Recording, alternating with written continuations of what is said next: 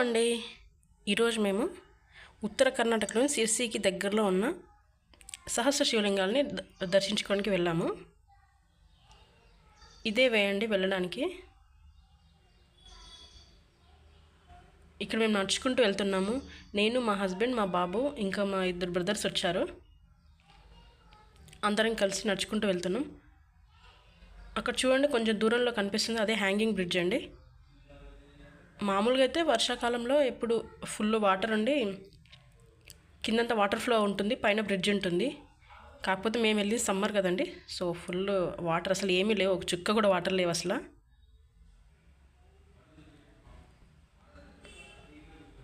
కొంచెం వీడియో షేక్ అవుతుంది, it's beginners mistake.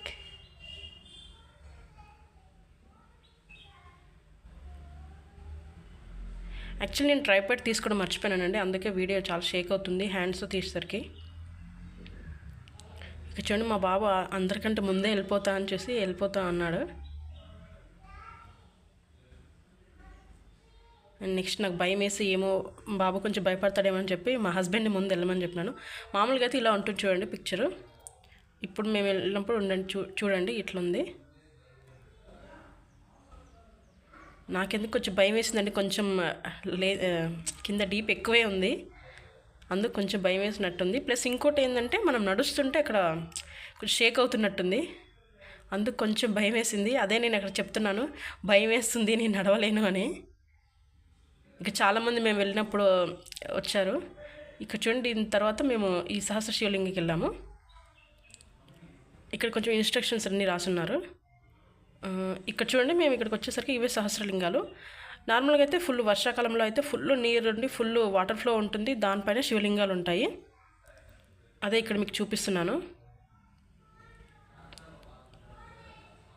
ఇక్కడ చూడండి, కొన్ని వాటర్ ఉన్నాయి. అక్కడికి వెళ్ళి మా వాళ్ళందరూ ఆడుకుంటున్నారు.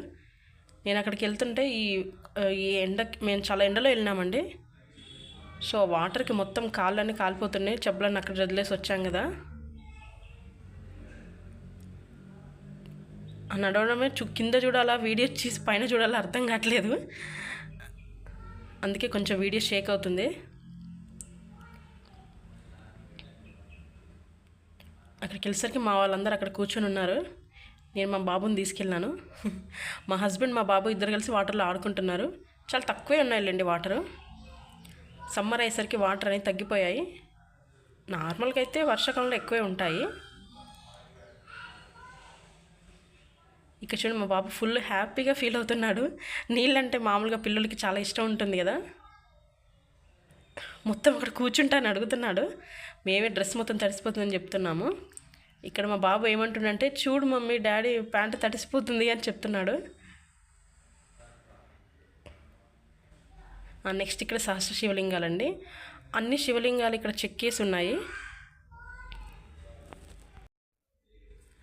ఇక్కడ చూపిస్తున్నాను చూడండి, ఇవే ఇక్కడ సహస్రలింగాలండి.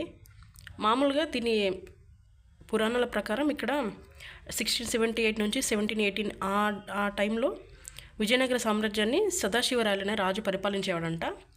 ఆయన ఏం మొక్కుకున్నాడంటే, మహాశివుడికి నాకు సంతానం కలిగితే నేను ఇలా 1000 శివలింగాలు చెక్కిస్తానని మొక్కుకున్నాడంటండి.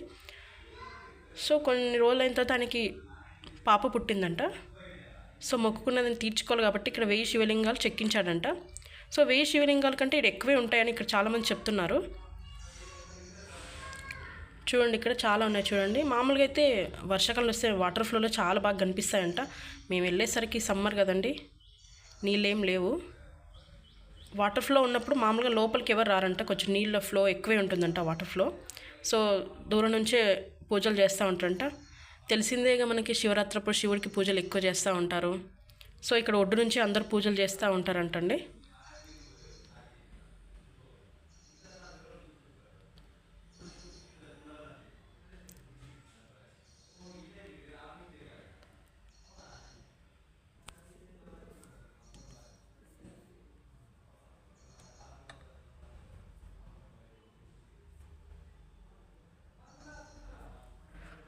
నార్మల్గా ఇక్కడికి మనం భక్తితో రావచ్చు. ఇంకోటి ఏంటంటే చాలా బాగుంటుంది ప్లేస్ చూడడానికి. మొత్తం చుట్టూ అడవిలా ఉంటుంది, మధ్యలో కొంచెము నదిలో మళ్ళీ శివలింగాలండి. ఇక్కడ నేను చూపిస్తుంది కొంచెం అన్నిట్లో కొంచెం పెద్దగా ఉన్న శివలింగం చూపిస్తున్నాను చూడండి.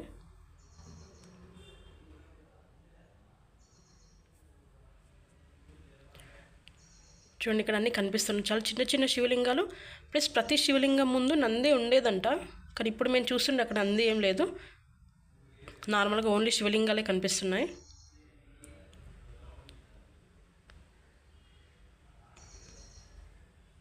ప్లస్ ఇంకోటి ఏంటంటే ప్లేస్ చాలా ప్రశాంతంగా ఉండేది, చాలా పీస్ఫుల్గా ఉందండి. అక్కడికి వెళ్ళొచ్చినాక మైండ్ కూడా చాలా రిలీఫ్గా అనిపిస్తుంది. ఏం చుట్టుపక్కల ఏమి పెద్ద పక్షుల సౌండ్స్ తప్ప బర్డ్స్వి ఇంకేం పెద్దగా వినిపించవు. చుట్టూ అడవి అయ్యేసరికి మధ్యలో ఇంకా వాటర్ ఫ్లో ఉంటే చాలా బాగుండేది, ఇంకొంచెం చాలా పీస్ఫుల్గా అనిపించేది. ఇప్పటికైనా చాలా బాగుంది. మీరు వెళ్ళాలంటే వర్షాకాలంలో అయితే చాలా బెటరు, లేదు మన పిల్లల హాలిడేస్ అవన్నీ చూడాలి అని అంటే సమ్మర్ బెటర్.